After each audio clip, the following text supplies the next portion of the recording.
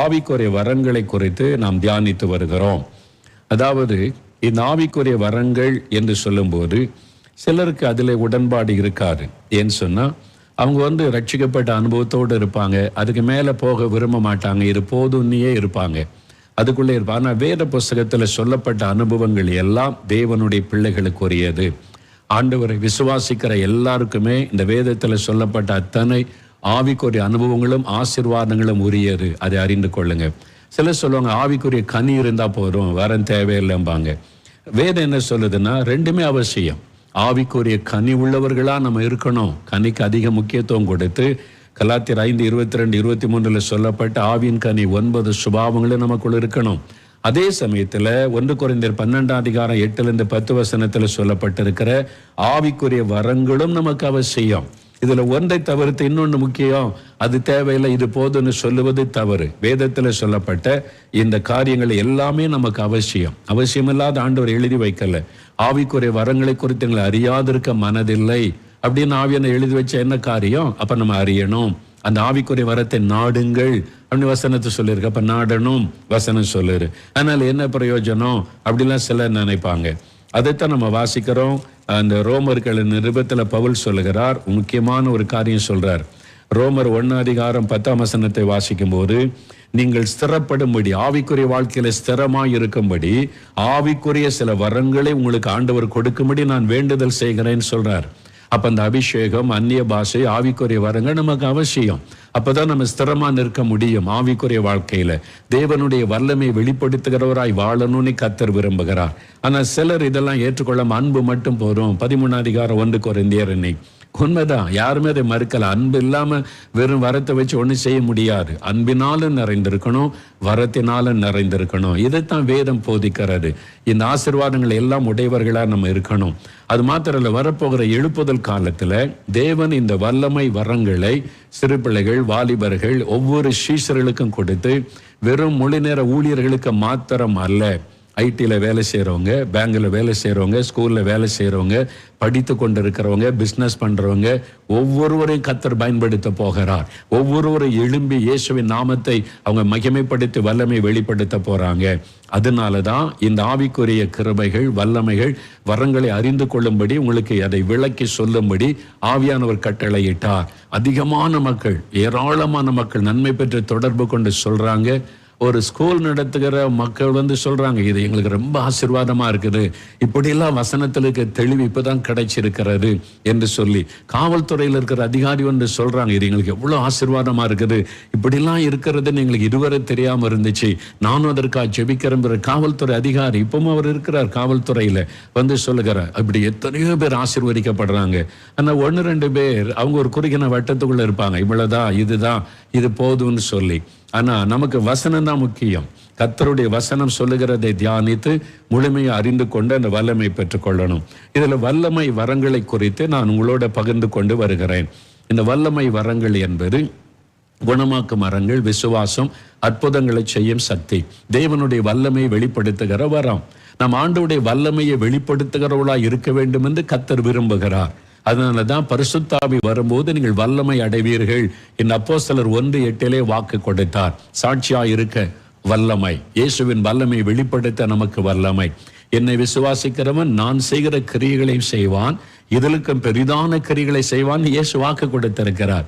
அப்ப நம்ம ஒவ்வொருவரையும் ஆண்டவர் பயன்படுத்த விரும்புகிறார் என்பதை விசுவாசிக்க வேண்டும்.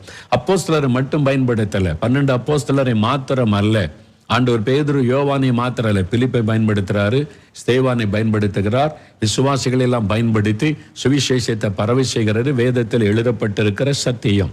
அப்போ இந்த குணமாக்கும் வரங்களை பற்றி நான் தெளிவுபடுத்தி கொண்டு வருகிறேன். குணமளிக்கும் வரங்கள் என்று சொல்லப்படுகிறது, ஹீலிங் கிஃப்ட்ஸ். அது சுகமளிக்கும் வரம் என்று சொல்லாதபடி. ஏனென்றால் மனிதனுக்கு 3 பகுதி, ஆவி, ஆத்மா, சரீரம். இந்த 3 பகுதியிலும் அவனுக்கு ஹீலிங் அவசியம், சுகம் அவசியம். அவனுடைய சரீர வியாதி மாத்திரல்ல, ஆத்மாவிலே காணப்படுகிற பாவ வியாதி, அவனுடைய ஆவியிலே காணப்படுகிற பயம், குழப்பம், பலவிதமான அந்த பிசாசு கொண்டு வருகிற நோய்கள், எல்லாத்திலிருந்து அவன் விடுதலை பெறுவதற்கு நாம் சரியா அவங்களை கைட் பண்ணதான் ஆவிக்குரிய அந்த சுகமளிக்கிற வரங்களை தேவன் நமக்கு தருகிறார். அப்போ நம்ம இந்த வரம் நம்ம மூலமா செயல்படணுமானா அந்த வரம் எப்படி செயல்படும், இந்த குணமளிக்கிற வரம் அது எப்படிப்பட்ட அற்புதத்தை செய்யும், அதை தியானிக்கிறதுக்கு முன்னால நாம் ரொம்ப அறிந்து கொள்ள வேண்டிய முக்கியமான விஷயம், ஏன் வியாதி வருகிறது, வியாதிக்கான காரணங்களை என்ன, பைபிள் என்ன சொல்லுது, நடைமுறையில என்ன காரியம், முதல்ல அந்த தெளிவு இருக்கணும். இந்த வரம் நம்மளை பூரணமாய் வெளிப்பட்டு ஜனங்களுக்கு நம்ம நன்மை செய்யக்கூடிய பாத்திரங்களா இருக்க வேண்டுமானால் எந்த வரத்தை தேவன் கொடுக்கிறாரோ அதை குறித்த முழுமையான அறிவு நமக்கு இருக்கணும். தேறினவர்களாய் காணப்படுங்கள் என்று வேதம் ஆலோசனை கொடுக்கிறாரு. நீங்க அறகுறையா இருக்கக்கூடாது. நீங்க தேவனிடத்துல எந்த வரத்தை வல்லமையை பெற்றுக்கொண்டாலும் 1 கொரிந்தியர் 14:12 அந்த நீங்கள் ஆவிக்குரிய வரங்களை நாடுகிறவர்கள் ஆனபடியால் சபைக்கு பக்தி விருத்தி உண்டாகத்தக்கதாக அவைகளில் தேரும்படி நாடுங்கள். அறகுறையா இருக்கக்கூடாது, முழுமையா அதை குறித்து தெரிந்து கொள்ளணும். அதனாலதான் நான் நிறைய காரியத்தை உங்களுக்கு படிப்படியாய் விளக்கி சொல்லுகிறேன். அப்ப வியாதிக்கான காரணம் தெரியணும், எப்படி ஆண்டவர் சுகத்தை கொடுக்கிறார், சுகத்தை பெற்றுக்கொள்ள அவங்க என்ன செய்யணும், அதன் பிறகு வரம் எப்படி செயல்படும், இந்த குணமளிக்கிற வரம் எப்படி செயல்படும், அது விசுவாச வரத்தோடு இணைந்து எப்படி செயல்படும், அற்புதங்கள்னா என்ன, சுகமளிக்கிறதுனா என்ன, இந்த வித்தியாசம் என்ன, அதெல்லாம் எப்படி செயல்படும், வேத வசனத்திலிருந்து அறிந்து கொண்டா உங்க வாழ்க்கையில நடக்கும் போது நீங்க அதை அறிந்து கொள்ளுவீங்க. எழுப்புதல் காலத்துல உங்களை கர்த்தர் இன்னும் வல்லமையா பயன்படுத்துவார். இப்போ உங்க வீட்டுக்குள்ள பயன்படுத்துகிறார். உங்க வீட்டுல உங்க கணவருக்காக ஜெபிக்கிறீங்க, மனைவிக்கு ஜெபிச்சீங்க, பிள்ளைகளுக்கு ஜெபித்தீங்க, பிள்ளைகள் பெற்றோருக்கு ஜெபிச்சீங்க, வியாதி சுகமானது, பிசாசு போனது, விடுதலை உண்டானது, அற்புதத்தை பார்த்தீங்க, எத்தனை சாட்சியை நீங்க கேட்டீங்க. அப்போ இந்த எழுப்புதல் காலத்துல உங்க தெருவில், உங்க கிராமத்துல, உங்க பட்டணத்துல, நீங்க படிக்கிற இடத்துல, வேலை செய்யற இடத்துல, எல்லா இடத்திலும் இயேசுவின் நாம மகிமைக்காக உங்களை கர்த்தர் பயன்படுத்துவார். அப்போ உங்களுக்கு இதை முழுமையா தெரிஞ்சிருந்தாதான் நீங்க அதுல எழும்பி பிரகாசிக்க முடியும், இயேசுவை மகிமைப்படுத்த முடியும். அதனாலதான் உங்களுக்கு விளக்கி ஆண்டவர் சொல்லி கொண்டிருக்கிறார். வியாதிக்கான காரணம் என்ன? முதலாவது நான் சொன்னேன், பாவம் ஒரு காரணம். அதுக்கு மத்தேயு 9ஆம் அதிகாரத்துல திமிர்வாதக்காரன் இயேசு அவனுடைய பாவத்தை மன்னிச்ச பிறகுதான் வியாதியை குணமாக்குகிறார். மத்தேயு 5ஆம் அதிகாரத்துல வியாதியை குணமாக்கின பிறகு இனி பாவம் செய்யாதே என்று ஆண்டவர் எச்சரிப்பு கொடுக்கிறார். 38 வருஷம் வியாதி கொண்டவன யோவான் 5:14. அப்ப பாவத்துக்கும் வியாதிக்கு சம்பந்தம் உண்டு என்பதை வேதம் சொல்லுகிறாரு. சிலர் பாவத்தை நிமித்தம் வியாதிப்படுவாங்க. இதெல்லாம் அறிந்து கொண்டாதான் நம்ம கரெக்டா நம்ம செயல்பட்டு ஆண்டவருடைய நாமத்தை மகிமைப்படுத்த முடியும். 2வது சாபம். சாபத்தினால உண்டாகிற வியாதிகள் உபாகமம் 28ஆம் அதிகாரம் 15ஆம் வசனம் முதல் வாசித்தால் வேதத்துல சொல்லி இருக்கிறது. மத்தேயு 15:22 பாருங்க, கானானிய பெண், அவளுடைய பாவத்தின் நிமித்தம் அவளுடைய மகள் பாதிக்கப்பட்டாள். இது பரம்பரையாய் வரக்கூடிய சில சாபத்தினால் உண்டாகிற வியாதி. ஒரு சமயம் ஒரு குடும்பத்தார் என்னை பார்க்க வந்தாங்க. அதுல தாய், தகப்பன், சகோதரங்க, அதுல ஒரு வாலிப மகள், காலேஜில் படிக்கிற மகள், அவதான் எல்லாரையும் கூட்டி கொண்டு வந்திருந்தாள். 4 மாவட்டியில என்னுடைய அலுவலகத்தில் என்னை சந்தித்தாங்க. அப்ப நான் எந்த ஊர்ல இருந்து வரீங்க என்னன்னு விசாரிச்சு, நான் எதுக்காக உங்களுக்கு பிரார்த்தனை பண்ணணும், ஜெபம் பண்ணணும்னு கேட்ட உடனே அந்த வாலிப மகள் தான் பேசினாள். அவள் அழுது கொண்டே பேசினாள், ஐயா, எங்க குடும்பத்துல 3 தலைமுறையா ஒரு வியாதி தொடர்ந்து கொண்டிருக்கிறது. எங்க அம்மா, எங்க அப்பா, எங்க அண்ணன், எங்க அக்கா, அதாவது குறிப்பிட்ட அந்த வயது வரும்போது அந்த வியாதி வந்து விடும். வாலிப வயசு, அந்த ஏஜ், அந்த ஒரு 20 வயசு, அந்த மாதிரி அந்த வயசு வரும்போது அந்த நோய் வந்து விடும். இது 3 தலைமுறையா தங்களுடைய சந்ததியை பாதித்து கொண்டு வருகிறது. அதனால தான் எனக்கு கலக்கம். இப்ப எனக்கு அந்த வயசு நெருங்குகிறது. அப்ப எனக்கு அந்த வயசு வந்துட்டா இந்த வியாதி என்னை தாக்கிருமோ அப்படின்னு ஒரு கலக்கம். அழுது கொண்டே சொன்னால், எங்களுக்காக ஜெபம் பண்ணுங்க. ஒரு 3 தலைமுறையா ஒரு வியாதி தொடர்ந்து வருது, குறிப்பிட்ட வயசுல தாக்குதுன்னா அது வினோதமா இருக்குல்ல. இப்படிலாம் நடக்குமான்னு நடக்குதே. அப்படிப்பட்ட அநேகர் ஜெபிக்க வர்றாங்களே. அப்போ சாபோன்னு ஒண்ணு இருக்குது, அதனுடைய பாதிப்பு. இதைத்தான் வேத புஸ்தகத்துல 3-4 தலைமுறை வரைக்கும் நான் விசாரிப்பேன். ஒரு மனிதன் பாவம் செய்த அக்கிரமம், எல்லா பாவமும் அல்ல, சில பாவங்கள் அது சாபத்தை கொண்டு வரக்கூடியதா இருக்கும். அந்த மாதிரி பாவத்தை செய்யும் போது 4 தலைமுறை வரைக்கும் தொடரும் என்று யாத்திராகமம் 34ஆம் அதிகாரம் 7ஆம் வசனத்துல ஆண்டவர் சொல்லுகிறதை பார்க்கிறோம். அப்படி சாபோன்னு ஒண்ணு இருக்குது, அது இந்த பாதிப்பை கொண்டு வரும். அதனாலதான் இயேசு கிறிஸ்து கலாத்தியர் 3:13 சொல்லப்பட்டபடி சிலுவையில் அவர் சாபமானார். அந்த வசனம் சொல்ல, இயேசு ஏன் சாபமாகணும்? சாபோன்னு ஒண்ணு இருக்குது, அது சாபத்தினால வியாதின்னு ஒண்ணு சிலரை தாக்கிவிடும். சில குடும்பத்துல சாபத்தினால வறுமை, சில குடும்பத்துல சாபத்தினால அவமானம், நிந்தைகள், ஆசீர்வாதமற்ற நிலைமை, சில குடும்பத்துல சாபத்தினால எதை எடுத்தாலும் தடை, என்ன செய்தாலும் நஷ்டம், எப்பொழுதும் வீட்டுக்குள்ள வறுமை, கடன் பிரச்சனை, அது சந்ததியா தொடரும். சில குடும்பத்துல நோய்கள் சாபத்தினால உண்டாகும். அப்ப இந்த வியாதி சாபத்தினால உண்டானதா, பாவத்தினால உண்டானதா, அந்த காரணம் நமக்கு தெரிந்து கொண்டாதான் உங்களுக்கு நம்ம உதவி செய்ய முடியும். நீங்க இந்த வரத்தை பெற்றுக்கொள்ளும் போது அந்த கிருபைகளை கர்த்தர் உங்களுக்கு தருவார். அப்ப வேத வசனம் உங்களுக்கு நல்லா தெரியணும். அந்த வியாதிக்கான காரணங்கள் வேதம் என்னெல்லாம் சொல்லுதுன்னு முழுமையா தெரிஞ்சிருந்தாதான் அந்த வரம் செயல்படும் போது நீங்க சரியாக ஜனங்களுக்கு உதவி செய்து நடத்த முடியும். மூன்றாவது, பிசாசினால் வியாதி உண்டாகும். எல்லா வியாதிக்கும் காரணம் பிசாசின்னு சொல்லிட முடியாது. சில வியாதிகள் பிசாசினால் உண்டாக்கப்படுகிறது. லூக்கா 13ஆம் அதிகாரம் 10-16 வாசிக்கும் பொழுது 18 வருஷம் கூனியா இருந்த பெண்ணை குறித்து வாசிக்கிறோம். அவள் ஏதோ நோயினால பாதிக்கப்பட்டிருக்கிறான் தான் ஊரார் நினைத்தாங்க. முதுகு தண்டையில் ஏதோ பிரச்சனை, முருகு வளைஞ்சு போச்சுன்னு சொல்லி 18 வருஷம் அந்த வேதனை. ஆனா இயேசு பார்த்தோன்னே கண்டுபிடிச்சிட்டாரு, இது அந்த சரீரத்தில் வருகிற சாதாரண வியாதி அல்ல, இது ஒரு பலவீனப்படுத்துகிற ஆவி. இதுக்கு பின்னால் இருப்பது ஒரு சாத்தான். 16ஆம் வசனத்தில் சொல்றார், சாத்தான் அவளுடைய சரீரத்தை கட்டி வைத்திருந்தான். இயேசுவே சொல்றாரு சாத்தான் கட்டி வைத்திருந்தான் என்று. இந்த கட்டி வச்சிருக்கா சிலர் நம்ப மாட்டாங்க. இயேசுவே சொல்றாருங்க. லூக்கா 13ஆம் அதிகாரம் 16ஆம் வசனம் பாருங்க. சாத்தான் 18 வருஷமாய் கட்டி வைத்திருந்த இவளை இந்த கட்டிலிருந்து அவிழ்த்து விட வேண்டியது அவசியம் அல்லவான்னு இயேசுவே சொல்லுகிறார். அப்ப நீங்க அதை அறிந்து கொள்ளுங்க. பைபிளை கரெக்டா வாசித்தா நீங்க விளங்கி கொள்ள முடியும். சாத்தானுடைய கட்டு, பிசாசனுடைய கட்டு பாருங்க. மத்தேயு 9ஆம் அதிகாரம் 32-33 ஊமையான ஒரு ஆளை இயேசுகிட்ட கூட்டு வர, அவனால பேச முடியாது. அது ஒரு வியாதி, தொண்டையில பிரச்சனை அப்படின்னு எதாவது நினைச்சிருக்கலாம். இயேசு கண்டுபிடித்தார், இந்த வியாதிக்கு பின்னால் இருப்பது ஒரு அசுத்த ஆவி. அந்த ஆவியை கடிந்து கொண்டார். அந்த ஆவி போன உடனே பேச ஆரம்பிச்சுட்டான். அவள்தான் ஊமையன் பேச ஆரம்பிச்சுட்டான். அதே மாதிரி மத்தேயு 12:22 வாசி பாருங்க. கண்ணு தெரியாத குருடும் ஊமையுமான ஒரு ஆளை கூட்டிட்டு வந்தாங்க.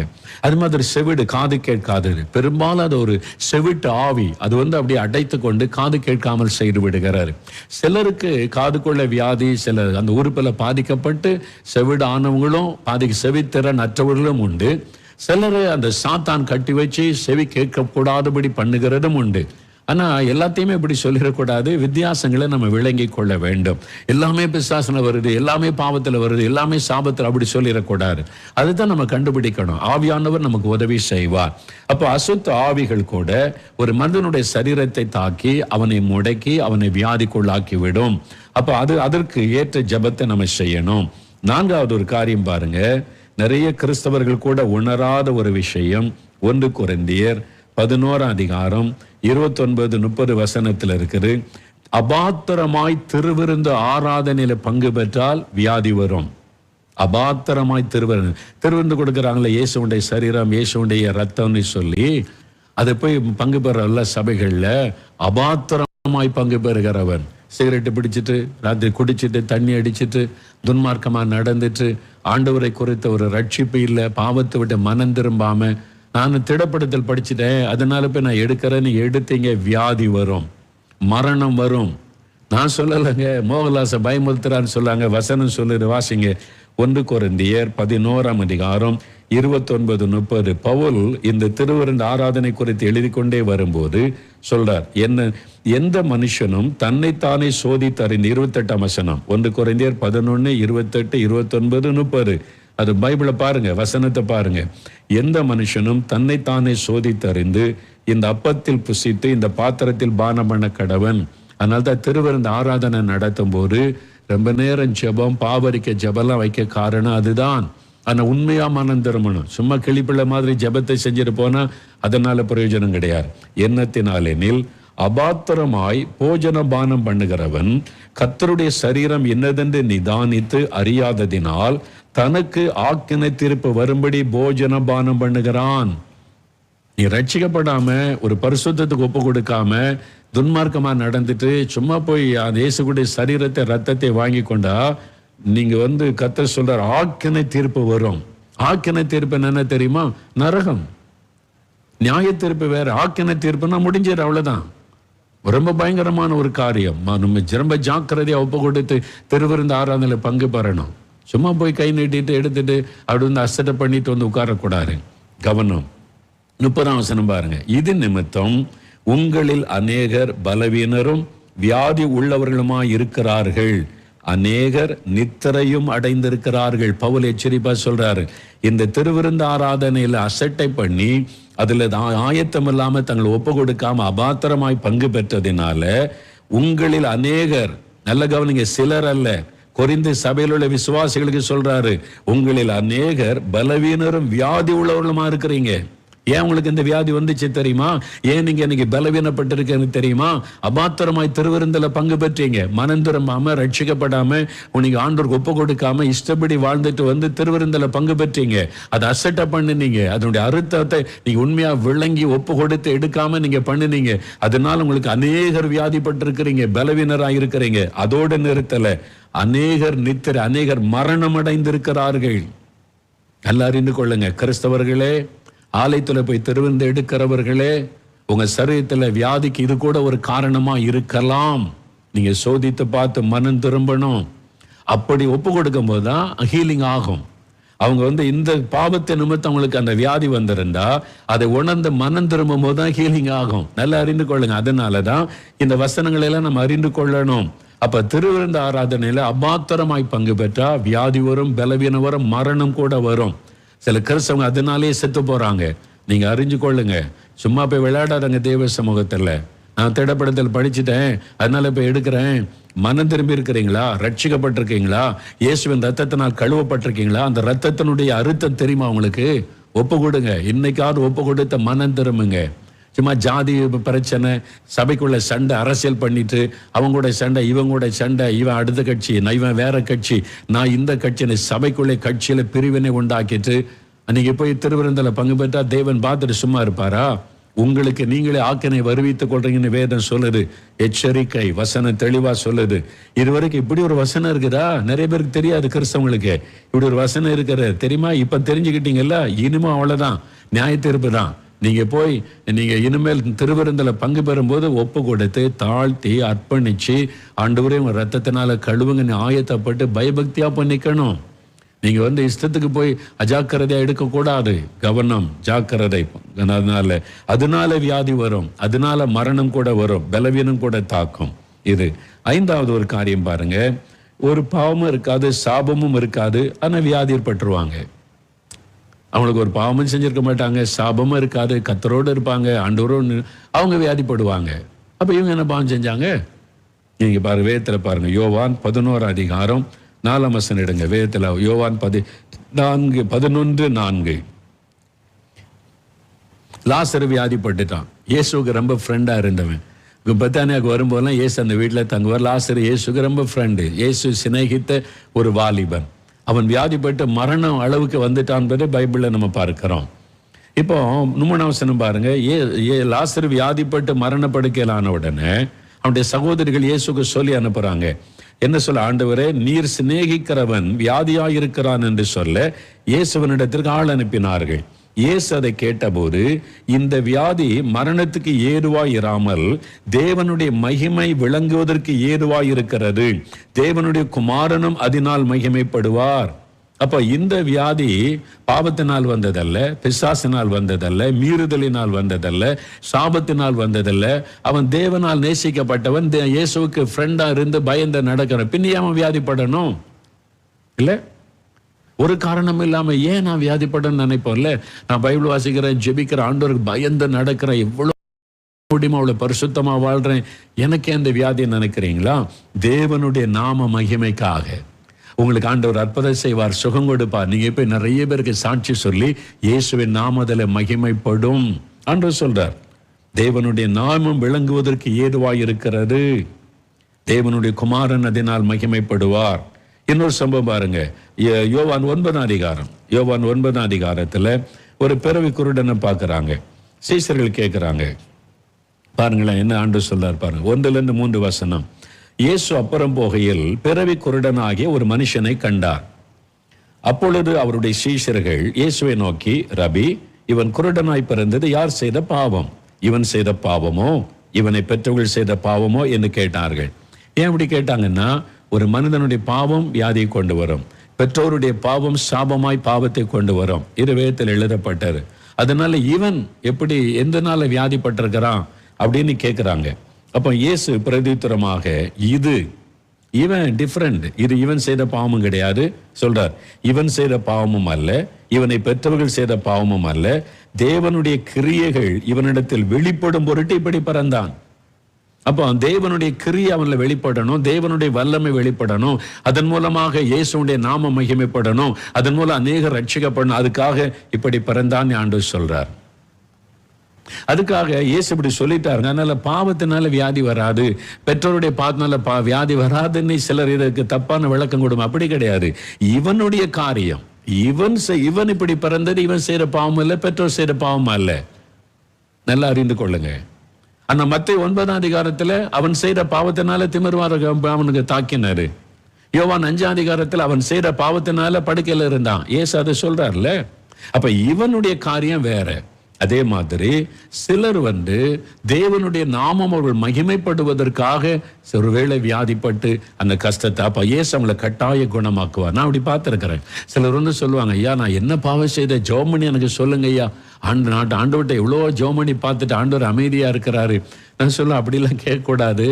ஆண்டவர் உங்களுடைய பாவம்னு அவரே உணர்த்துவார். இந்த பாவம் இருக்கு மனம் திரும்பன்னு சொல்லி. மற்றபடி நீங்களே உங்களை குற்றப்படுத்தி கொள்ளக்கூடாது. ஏதோ பாவம் செய்துட்டோம் போல, அதனால தான் அப்படி ஆயிட்டு போலன்னு நீங்களே உங்களை குற்றப்படுத்தி நீங்க உங்களை வேதனைப்படுத்தி கொள்ளக்கூடாது. தேவ சமூகத்துல போங்க. அது பாவம், அதை சாபம்னு அவர் வெளிப்படுத்தி உங்களை உணர்த்துவார். நீங்க மனம் திரும்பினா போற. மற்றபடி தேவ நாம உங்களிலே மகிமைப்பட போகிறது. இயேசு உங்களை குணமாக்கின உடனே நீங்க சாட்சி சொல்லி இயேசுவை மகிமைப்படுத்துவீங்க. அது நிமித்தமாக கூட சிலர் வியாதிப்படக்கூடும். அப்ப அது பைபிள்ல சொல்லப்பட்ட காரியம். இன்னொரு பாருங்க, அடுத்த 6வது ஊழியத்து நிமித்தம் வியாதிப்படுகிற ஊழியர்கள். சிலர் கேள்வியோட ஊழியக்காரங்களுக்கு ஏன் இந்த வியாதி வருது? ஊழியக்காரங்க அவங்கள பலமையா பயன்படுத்துறாரு, சோங்க கொடுக்கிற அற்புதம் செய்யறாரு, அவருக்கு ஏன் வியாதி வரணும்? இதை கேள்வி கேட்கிற ஆட்கள் இருக்கிறாங்க. நல்லா அறிந்து கொள்ளுங்க, ஊழியக்காரங்க பரலோகத்தில் இறங்கி வந்த தேவ தூதர்கள் கிடையாது. உங்களை போல பாடுள்ள மனிதர்கள் தான் ஊழியர்கள். இந்த உலகத்தில் பிறந்த எல்லா மனிதரை போல சாதாரண பாடுள்ள மனிதர்கள். அதனால ஊழியர்களுக்கும் எல்லாரையும் போல வியாதிகள், பலவீனங்கள், பாடுகள், உபத்திரவங்கள் வரும்.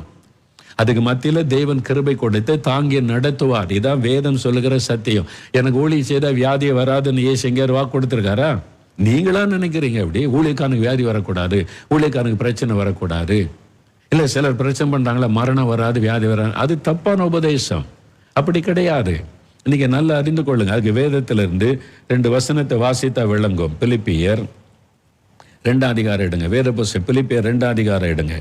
பிலிப்பியர் 2ஆம் அதிகாரத்துல எப்பாப்பிராத்தீத்துன்னு ஒரு சீஷன், நல்ல ஒரு ஊழியக்காரன், இயேசுக்கு பவுலுக்கு துணை நின்று தேவனுடைய ஊழியத்தை நிறைவேற்றின ஒரு தீமோத்தேயு மாதிரி எப்பாப்பிராத்தீத்து என்கிற ஒரு ஊழியக்காரன் பவுலோடு இருந்தார். அவர் பாருங்க வியாதிப்பட்டு, பாருங்க 27ஆம் வசனம் பாருங்க, அவன் வியாதிப்பட்டு மரணத்திற்கு சமீபமா இருந்தது மெய்தான். ஒரு ஊழியக்காரன் உண்மையா உத்தமா ஊழிய செய்கிறவன், சாட்சி பெற்றவன், அவன் வியாதிப்பட்டு மரணத்திற்கு சமீபமா இருந்தது மெய்தான். ஆகிலும் தேவன் அவனுக்கு இறங்கினார். அவனுக்கு இறங்கினதும் அல்லாமல் துக்கத்தின் மேல் துக்கம் எனக்கு உண்டாகாதபடி எனக்கும் பவுல் சொல்றார், எனக்கு ஏற்கனவே நிறைய துக்கம் இருக்குது, பல பாடுகள், இதுக்கு மேல இன்னொரு துக்கம் வந்துடாதபடி எனக்கு இறங்கி அவனுக்கு சுகம் கொடுத்துட்டார்னு மகிழ்ச்சியோடு எழுதுகிறார். இவர் ஏன் வியாதிப்படணும்? ஊழியக்காரன். நிறைய பேருக்கு அதான் கேள்வி. ஆண்டவர் பலமே பயன்படுத்துறாருன்றீங்க, அற்புதம் செய்யறாருன்றீங்க, அவரு ஏன் வியாதிப்படணும்? அவரையும் ஆஸ்பத்திரியில் படுக்கணும், அவருக்கு எதுக்கு நோய் வரணும்? ஏன்னா அவர் என்ன மெஷின்ல செஞ்சிருக்காங்களா? அவர் என்ன ரொபாட்டா? சாதாரண மனிதன். நாங்கள் உங்களை போல பாடுள்ள மனிதன். எல்லாருக்கும் வருவதை போல வியாதிகள், பாடுகள் வரத்தான் செய்யும். ஆனா ஆண்டவர் பாதுகாத்து கிருபை கொடுத்து நடத்துறாரு, அவ்வளவுதான். அப்போ இவர் எதனால வியாதிப்பட்டார்? எப்பாப்பிராத்தீத்து பாவம் செஞ்சிட்டாரா? உன்னை ஊழியக்கார வியாதிப்பட்டா ஏதோ பாவம் செஞ்சிருக்கணும்.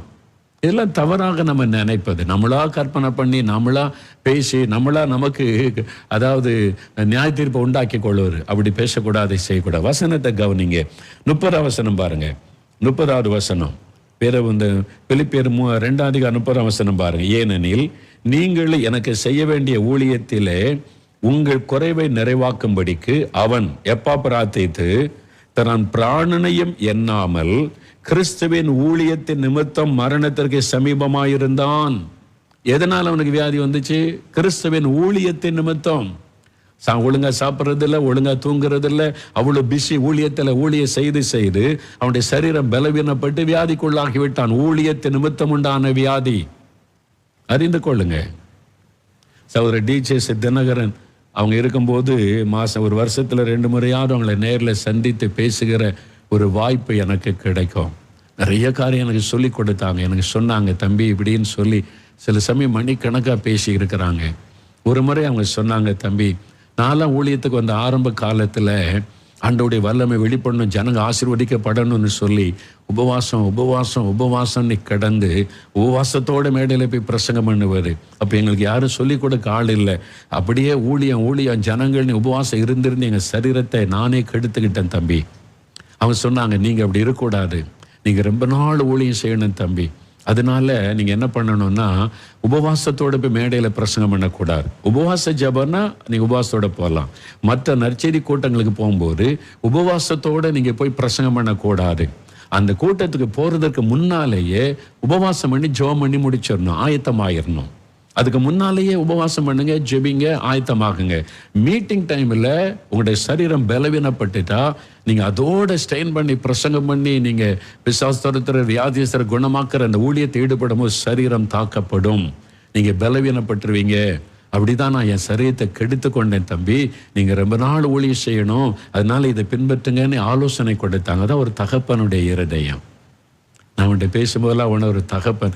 இன்றைக்கு அவங்களுடைய இழப்பு என்னை இன்னும் பாதித்து இருக்கிறது. இன்றைக்கு அவங்களை நினைக்கும் போது என் உள்ளத்தில் ஒரு துக்கம் உண்டா. ஒரு தகப்பனை போல எத்தனை ஆலோசனை எத்தனை முறை என்கிட்ட பேசி இருக்கிறாங்க, அது என்னால் மறக்க முடியவில்லை. அது மாதிரி நிறைய ஆலோசனை எனக்கு சொல்லி இருக்கிறாங்க, பேசி இருக்கிறாங்க. அப்போ அவங்க எதனால வியாதிப்பட்டாங்க? அவங்க என்ன பாவம் செய்துட்டாங்களா? இல்லை, ராத்திரி பகலா ஊழியம் ஜபன்னு இருக்கிறவங்க. அதுக்கெல்லாம் அவங்களுக்கு நேரமே கிடையாது, பாவம் செய்யறதுக்கு கூட டைம் கிடையாது. பின்னே அவங்க வியாதிப்படணும். நேரத்துக்கு தூங்குவதில்லை, தூங்க வேண்டிய அளவு தூங்குவதில்லை, சாப்பிட்ற நேரம் சாப்பிடுவதில்லை, ஜெபம் உபவாசம், ஜனங்களை சந்திக்கிறது, சுவிசேஷம் அறிவிப்பதனை ஊழியத்தின் நிமித்தம் வியாதி. அதனால ஊழியக்காரன் வியாதிப்பட்டுட்டா பாவம் அப்படின்னு நினைக்காதங்க. அவருக்கு ஏன் வியாதி வருதுன்னு நினைக்காதங்க. அவரும் நம்ம போல பாடுள்ள மனிதன். மரித்தவர்களையும் உயிரோடு எழுப்பின எலிசா கூட மரணத்துக்கு ஏதுவான வியாதி கொண்டிருந்தான்னு பைபிள்ல இருக்கு. அப்ப அவன் பாவம் செய்துட்டான்னு அர்த்தமா? வசனத்தை நம்ம தெளிவா அறிந்து கொள்ளணும். அதனால ஊழியத்தின் நிமித்தம் சிலர் ஊழியர்கள் வியாதிப்படக்கூடும். மிஷினரிகள், வெளிநாட்டிலேருந்து மிஷினரி நமக்கு சுவிசேஷத்தை அறிவிச்ச மிஷினரிகள்ல 90% பேர் சின்ன வயசுல இறந்துட்டாங்க. தெரியுமா உங்களுக்கு? கொஞ்சம் வயசுல இறந்துட்டாங்க. அவங்க எவ்வளவு சாதிச்சிருக்காங்க தெரியுமா? 400 சபைகள் 300 ஸ்கூல்கள் என்று உருவாக்கினவங்க எல்லாம் 42 வயசுல இறந்துட்டாங்க. அவங்க ஏன் அப்படி சாகணும்? ஏன் மிஷினரிகள் வியாதிப்பட்டு சாகணும்? இவ்வளவு தியாகத்தோடு வெளிநாட்டுல இருந்து வந்தாங்க. அவங்க நாட்டு கிளைமேட் வேற, இங்க கிளைமேட் வேற, அங்க நாட்டு சாப்பாடு வேற, இங்க சாப்பாடு வேற, எல்லாம் உடம்புக்கு ஒத்துக்கொள்ளாது. அந்த பாதிப்புகள் மத்தியில தியாகத்தோடு ஊழியம் செஞ்சாங்க. அதான் ஊழியம். அப்ப அவங்க எல்லாம் பாவம் செய்துட்டனால தான் கொஞ்சம் வயசுல மரிச்சாங்களா? ஊழியத்துக்காக தங்களை விலைக்கரையுமாய் கொடுத்து தியாகத்தோடு மரிச்சாங்க. இன்னைக்கு வட இந்தியாவுக்கு போற மிஷினர்கள் எத்தனை பேர் அங்க போய் வியாதிப்பட்டு மரிச்சாங்க? அவங்க எல்லாம் பாவம் செய்துட்டாங்களா? இல்ல. சில மிஷினரிகள், ஒருத்தர் சொன்னார், 15 முறை எனக்கு மலேரியா காய்ச்சல் வந்திருக்கேன்னு. இங்க வந்த பிறகு நாங்க சுத்தமான தண்ணி கிடையாது. அவங்க மத்தியில் ஊழியம் செய்ய போனா அவங்க குடிக்கிற அந்த குளத்தை தண்ணியை தான் குடிக்கணும். மலேரியா நோய் அங்க சாரணமாய் தாக்கி விடும். தெரிஞ்சுதான் போயிருக்காங்க, இந்த நோய் வரும், பாதிப்பு வரும், சுத்தமான தண்ணியில தெரிஞ்சு இயேசுக்காக விலைக்கரையும் கொடுத்து போயிருக்காங்க. 15 முறை நான் அந்த மலேரியாவில் தாக்கப்பட்டு அதனால சரீரம் பலவீனப்பட்டு போச்சு. ஆனாலும் ஊழியம் செய்யறேன். இத்தனை மிஷினரிகளோட நான் பேசி இருக்கிறேன். சிலர் வியாதிப்பட்டு மறிச்சிட்டாங்க. எதனால? அங்க என்ன பாவம் செஞ்சாங்க? அவங்க ஊழியத்தை நிமித்தம் வியாதிப்பட்டு மறித்தார்கள். அதனால இந்த விதண்டவாதம் எல்லாம் பேசாதுங்க, வசனத்தை புரிந்து கொள்ளுங்க. நீங்க விதண்டவாதம் பேசி ஊழியக்காரனை குறை சொல்லி உங்களுக்கு சாபத்தை தேடி கொள்ளாருங்க. ஊழியக்காரன் சாதாரண மனிதன் தான், நம்மை போல பாடுள்ள மனுஷன் என்பதை உணர்ந்து கொள்ளுங்கள். விளங்குதா உங்களுக்கு? இயேசு கிறிஸ்து கடவுள் தானே, அவருக்கு ஏன் பசி வந்ததுங்க? அவர் பசியோட உட்கார்ந்தால களைப்ப மனுஷன், அவர் முழு மனிதன் ஆகிவிட்டார். பூமியில வந்த போது மனுஷகுமாரன் ஆயிட்டார். இதெல்லாம் நீங்க விளங்கி கொள்ளணும். விதண்டவாதம் பேசக்கூடாது, நம்ம அறிந்து கொள்ளணும். ஊழியர்கள் வியாதிப்படும் போது ஏதோ பாவம் செய்தார் போல பார்க்க கூடாது. அவங்க எவ்வளவு கஷ்டப்பட்டு ஊழியம் செய்து எத்தனை பாஸ்டர்மார்கள், எத்தனை போதகர்கள், மிஷினரிகள் கொஞ்சம் வயசுல மரிச்சிருக்காங்க எனக்கு தெரியும். தங்களுடைய சரீர ஆரோக்கியத்தை நினைக்காம ராத்திரி பகலா ஊழியம் செய்து செய்து செய்து சாப்பிட வேண்டிய நேரம் சாப்பிடல, தூங்க வேண்டிய நேரம் தூங்கால, அதனால பாதிக்கப்பட்டு வியாதிப்பட்டு அதனால கொஞ்சம் வயசுல மரிச்ச ஊழியர்கள் உண்டு. அதுதான் வசனம் சொல்லுது. அதனால ஊழியத்தின் நிமித்தம் வியாதி வரும். 7வது 2 ராஜாக்கள் 13:14 எலிசா இந்த தீர்க்கதரிசியை பற்றி வசனம் சொல்லும் போது அவன் மரணத்திற்கு ஏதுவான வியாதி கொண்டிருந்தான். 2 ராஜாக்கள் 13:14. எலிசா எவ்வளவு பெரிய தீர்க்கம், பேரை கேட்ட ராஜாக்கள்லாம் நடுங்கிறாங்க. அவ்வளவு பெரிய தீர்க்கதரிசி, செத்தவங்கள உயிரோடு எழுப்பி ஒரு தீர்க்கதரிசி, தேவன் அவ்வளவு வல்லமையாக பயன்படுத்தினவர். இப்ப வியாதிப்பட்டு மரண படுக்கையில் இருக்கிறாராம். நடக்க முடியாது, எழும்ப முடியாம இருக்கிறாரு. ஏன்? அது மரணத்துக்கு ஏதுவான வியாதி. தேவன் அவரை எடுத்துக்கொள்வதற்கு ஒரு வியாதியை அனுமதித்தார். சிலர் நீங்க இதை விளங்கி கொள்ளணும். சிலர்கள் நல்ல கர்த்தருடைய பிள்ளைகளா இருப்பாங்க, நல்ல ஆண்டவருக்குள்ள பரிசுத்தமா நடந்து ஆண்டவருக்கு பிரியமா இருப்பாங்க, ஊழியம் செய்வாங்க. அவங்களை மரணத்தின் மூலம் எடுத்துக்கொள்வதற்கு மரணத்துக்கு ஏதுவான வியாதியை கர்த்தர் அனுமதிக்க கூடும். ஏசாயா எசேக்கியா ராஜாட்ட போய் சொல்றாரு, வீட்டு காரியத்தை ஒழுங்குபடுத்தேன். எசேக்கியா என்ன பாவம் செய்தார்? நான் உண்மை உத்தமா நடந்தனே. தைரியமா கர்த்தர்கிட்டே சொல்றாரு, ஆண்டவரே நான் உண்மை உத்தமா நடந்தனே. அந்த ஜெபத்தை கேட்டு 15 வருஷம் ஆண்டவர் கூட்டி கொடுத்தார். பின்னையே அவருக்கு வியாதி வரணும், பின்னையே அவர் மரண படுக்கையில படுக்கணும். ஆண்டவர் சொல்றாரு, வீட்டு காரியத்தை ஒழுங்குபடுத்தப்பா, நீ சாக போகிற. அவருக்கு மரணத்துக்கு ஏதுவான வியாதியை கர்த்தர் அலோ பண்ணார். நீ ராஜ்யத்துக்கு வந்துரு போதும்னு சொல்லி. ஆனா அவர் அழுது ஜெபிச்சதுனால தேவன் அந்த வியாதியை மாற்றி 15 வருஷம் கூட்டி கொடுக்கிறார். அப்ப மரணத்துக்கு ஏதுவான வியாதி இருக்கிறாரு. சில ஊழியரை தேவன் எடுத்துக்கொள்ள, மிஷினரிகளை எடுத்துக்கொள்ள, சில தேவ பிள்ளைகளை தேவ ராஜ்யத்துக்கு எடுத்துக்கொள்ள வியாதியின் மூலமாய் தேவன் எடுத்துக்கொள்ளுகிறார். பைபிள்ல அதுக்கு ஆதாரம் இருக்கிறாரு. அப்ப அந்த மரணத்துக்கு ஏதுவான வியாதி என்பதாய் நம்ம பார்க்கிறோம். அதனால்தான் நம்ம ஜெபிக்கும் போது இதெல்லாம் அறிந்து கொள்ளணும். நான் ஒரு வீட்டுக்கு போயிருந்தேன். வயசான ஒரு ஐயா வியாதியில பாதிக்கப்பட்டு கஷ்டப்படுறாங்க. மரண போராட்டம், எளிமை வயசாயிட்டு 80-85 வயசுக்கு மேல ஆயிட்டு மரண படுக்க. அந்த வீட்டார் ஜெபிக்கிறாங்க, ஆண்டவரை சுகம் கொடுங்க, எளிமை நடக்க பண்ணுங்க, அவருக்கு ஜீவனை கொடுங்க, போராடி ஜெபிக்கிறாங்க. ஆனா அவர் மரண வலி தாங்க முடியல, கஷ்டப்பட்டுக்கிட்டே இருக்கிறார். நான் அந்த வீட்டுக்கு போனப்போ அவங்க என்ன கூட்டு போனேன், ஜெபம் பண்ணுங்க என்னை. நான் போய் பார்க்குறேன், வயசான ஒரு ஐயா, 85 வயசு அதுக்கு மேலே ஆயிட்டு. அவருக்கு ஆசை என்ன இருக்கும்? இனிமேல் எளிமை நடந்து நான் ஓடி ஆடி விளையாட நினைப்பாரா? நான் எப்போ ஆண்டுவிட்டு போவேன்னு அதான் அவருடைய ஆசையாக இருக்கும். இல்லை, வயசாகிட்டு ஆண்டுடைய பிள்ளைகளாக இருந்தா வீட்டாருக்கு அவர் விடமானா இல்லை, அவருக்கு ஜீவனை கொடுங்க, அவர் இருக்கணும், அவங்களுக்கு பிள்ளைகள் பேரம்பேத்து எல்லாம் ஜெபிக்கிறாங்க. நான் கொஞ்ச நேரம் அதை பார்த்துக்கிட்டே இருக்கும்போது ஆண்டவர் பேசினாரு, அவரை நான் எடுத்துக்கொள்ள விரும்புகிறேன். அப்படியே காலம் முடிக்கிறாரு. ஆனால் இவங்கெல்லாம் சேர்ந்து அழுகிறாங்க, எனக்கு அவர் வேணும், அவர் இருக்கணும், அவங்க கட்டி ஜெபிக்கிறாங்க. இவங்க ஜெபத்தை நிமித்தம் நான் அவருக்கு ஆயுசனால கூட்டி கொடுத்துருக்கிறேன். ஆனால் சரீரத்தில் உள்ள வேதனையை அவர் தான் அனுபவிக்கணும் அப்படின்னு சொன்ன உடனே இந்த வீட்டாரை தனியாக கூப்பிட்டு போனேன். அவன்கிட்ட பேசினேன், நீங்கள் அந்த ஐயாவுக்காக ஜெபிக்கிறீங்களே, ஆனால் இத்தனை வயசு ஆகி போச்சு, அவருக்கு என்ன ஆசை இருக்குன்னு தெரியுமா? பரலோகத்தில் ஆண்டவரோடு இருக்குன்னு விருப்பம். நீங்கள் விட மாட்டேங்கிறீங்க, பிடிச்சி இழுத்து வச்சிருக்கீங்க, எனக்கு சுகம் கொடுக்கணும், அற்புதம் செய்யணும். உங்கள் ஜெபத்தினால என் பிள்ளைங்க அழுது ஜெபிக்கிறாங்களேன்னு ஆண்டவர் அமைதியாக இருக்கிறாரு. நீங்கள் தேவ சித்தத்துக்கு ஒப்பு கொடுங்க. உங்களுக்கு சித்தமானா சுகமாக்கித்தாங்க, உமக்கு சித்தனா எடுத்துக்கொள்ளுங்கன்னு சொல்லுங்க. அவர் பரலோகத்தில் கூடிய அது மரணத்துக்கு ஏதுவான வியாதி, தேவன் அவரை எடுத்துக்கொள்வதற்கு இந்த வியாதி வழியா நடத்துறாரு, ஒப்பு கொடுங்கன்னு சொன்னேன். அவங்க ஒத்துக்கிட்டாங்க. சரி பிரதர், ஒப்பு கொடுக்குறேன்னு போய், ஆண்டவரே நாங்கள் ஒப்பு கொடுக்குறோம், உங்களுடைய சித்தம் நிறைவேறட்டோன்னு அவர் ஆண்டவர் எடுத்துக்கொண்டார். அந்த வலி போயிட்டு பார்த்தீங்களா? அப்போ தேவ சித்தம்னு ஒன்று இருக்குல்ல, அதை அறிந்து கொள்ளும். மரணத்துக்கு ஏதுவான வியாதி சில சமயம் ஆண்டவர் அப்படி நடத்துவார். அதை நம்ம அறிந்து கொள்ளணும். அறியாமல் ஜெபிக்கக்கூடாது. வயசானவங்க சரிங்க, வாலிபர்கள்னா போராடி ஜெபிக்கலாம், ஆண்டவரே ஜீவனை கொடும். குழந்தைகள்னா நம்ம போராடி ஜெபிக்கலாம். அதுலேயும் தேவ சித்த சில சமயத்தில் வித்தியாசமா இருக்கும். எங்க ஜெபக்குழுவை சார்ந்த ஒரு குடும்பம், அவங்க நல்ல ஜெபக்குழு ஆரம்ப காலத்துலேருந்து இயேசுடைய ஜெபக்குழு ஜெபம் பண்ணுவாங்க. அவங்க வீட்டில் 2 பையங்க, ஒரு பொண்ணு. அந்த பொண்ணை ரொம்ப செல்லமா ரொம்ப அன்பா வச்சிருந்தாங்க. அந்த மகள் ஸ்கூல்ல படித்து கொண்டு இருந்தாள். பெண் பிள்ளை மேல அந்த பெற்றோருக்கும் ரொம்ப பாசம். பையங்க 2 பேர், ஒரு பெண் பிள்ளை. அவன் ஸ்கூல்ல படித்து டீனேஜ் பருவத்தில் எங்க ஊழியம் ஆரம்பிக்கப்பட்டு ஜெபக்குழு ஆரம்பிச்சு ஆரம்ப காலம் 80களின் ஆரம்பத்தில் அவளுக்கு ஒரு வியாதி வந்து விட்டாரு. ஆஸ்பத்திரியில் சேர்த்தாங்க. கேன்சர் வியாதி. இது மாதிரி ஒரு பெரிய போராட்டமான வியாதி. நாங்கள் இது டீனேஜ் பிள்ளை, ஆண்டவர் சுகம் கொடுத்து ஆகணும், போராடி ஜெபிக்கிறோம், உபவாசம் பண்ணுறோம், போராடுறோம், யுத்தம் பண்ணி, ஆண்டவரே அந்த மகள் வேணும், நீங்கள் சுகம் கொடுக்கணும். அந்த பெற்றோர்கள்லாம் கண்ணீரோடு ஜெபிக்கிறாங்க, போராடுகிறோம். சில நாளாய் போராடி ஜெபிக்கிறோம். நேசரத் ஆஸ்பத்திரியில், மிஷன் ஆஸ்பத்திரியில் அந்த மகளை வைத்த ஒரு நாள் நான் பார்க்க போயிருக்கிறேன் ஜெபிக்க. ஜெபக்குள்ள தொடர்ந்து ஜெபிக்கிறோம்.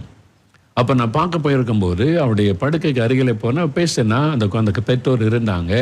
அவள் பார்த்து நாங்கள் ஜெபிக்கிறோம். அன்றைக்கு பாருங்க, நான் போய் அவளை பார்த்து ஜெபிக்கும் போது ஆண்டவர் என் உள்ளத்துல தெளிவாய் பேசுகிறார். இவளை நான் எடுத்துக்கொள்ள போகிறேன். அவருடைய காலம் முடிந்தது. இனி ஏன் சமூகத்தில் வந்து அவர் இளைப்பாறணும்?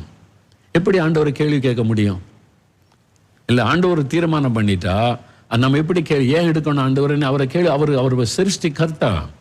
எனக்கு தெளிவா தெரிஞ்சுட்டு தேவன் அவளை எடுத்துக்கொள்ள போறாரு. நாங்க இவ்வளவு போராடி கொண்டு இருக்கிறோம், உபவாசம் பண்ணிலாம் ஜெபித்து கொண்டு இருக்கிறோம்.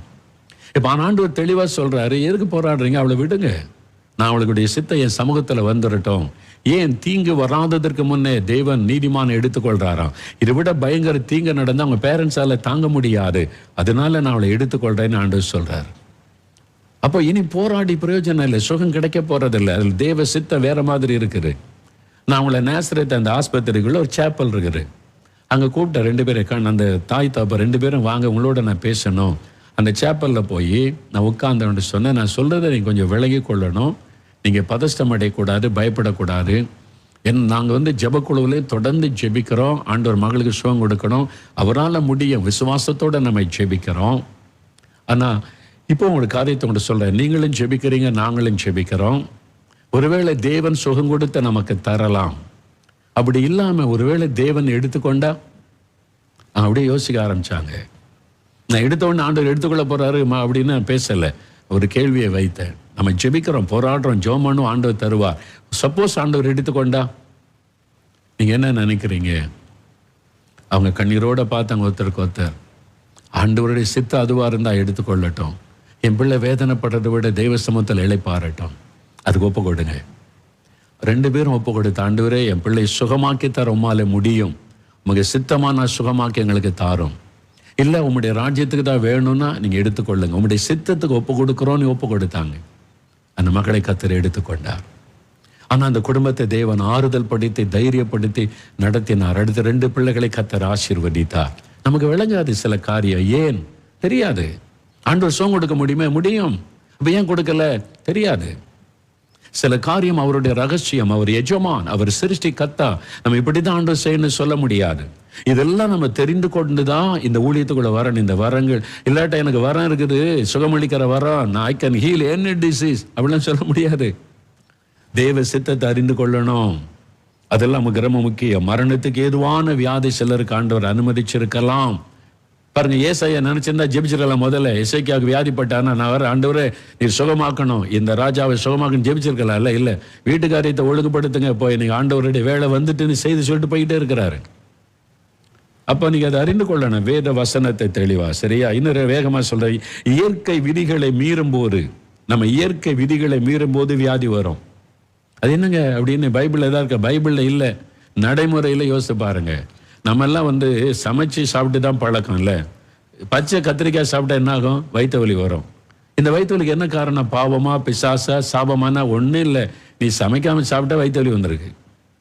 அப்போ இயற்கை விதி, நம்முடைய சரீரம் எதை ஒத்துக்கொள்ளுமோ அப்படி நடந்து. வெளிநாட்டுக்கு போனா சிலர் பச்சையா சாப்பிடுவாங்க, ஜாப்பனீஸ் எல்லாம். அதே மாதிரி நம்மளும் சாப்பிட ஆரம்பிச்சா நமக்கு வியாதி வந்துடும். அதுக்கு உடனே பிசாசையோ பாவத்தையோ சொல்லிடக்கூடாது. நம்ம சாப்பாட்டு முறையில் கொஞ்சம் மாற்றம். இயற்கை, நம்முடைய விதி, நம்முடைய நாடு, நம்முடைய கிளைமேட்டு, நம்முடைய முறைக்கு இந்த சாப்பாடு தான் ஒத்துக்கொள்ளும்னா அதான் ஒத்துக்கொள்ளும்.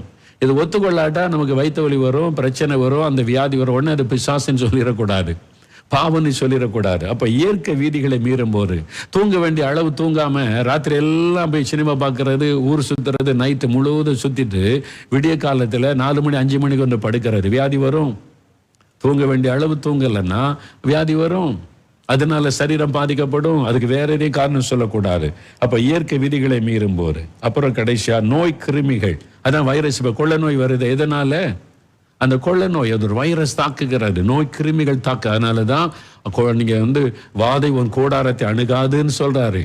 கொள்ள நோய், அதுக்கு விலைக்கு அந்த வாக்குத்தத்தை சொல்லி நம்மை ஜெபிக்கணும். நம்மை சுற்றிலும் கிருமிகள் இருக்கிறாரு, நம்மை சுற்றிலும் வைரஸ் இருக்கிறாரு. எது எப்ப தாக்குன்னே தெரியாது. அவர்களை மேற்கொள்ளக்கூடிய சக்தி நம்முடைய உடம்பில் ஆண்டவர் தருகிறார், நம்ம உணவு மூலமா. அப்ப எதிர்ப்பு சக்தி இருக்கும்போது நம்ம மேற்கொள்ள முடியும். அதுக்குதான் சத்துள்ள ஆகாரம் சாப்பிடணும்னு சொல்லுகிறது. சரியா? அப்ப இந்த காரியத்தை விளங்கி கொள்ளணும். இவ்வளவு காரியம் இருக்கிறது. இப்ப இதெல்லாம் தெரிந்து கொண்டீங்களா? இப்ப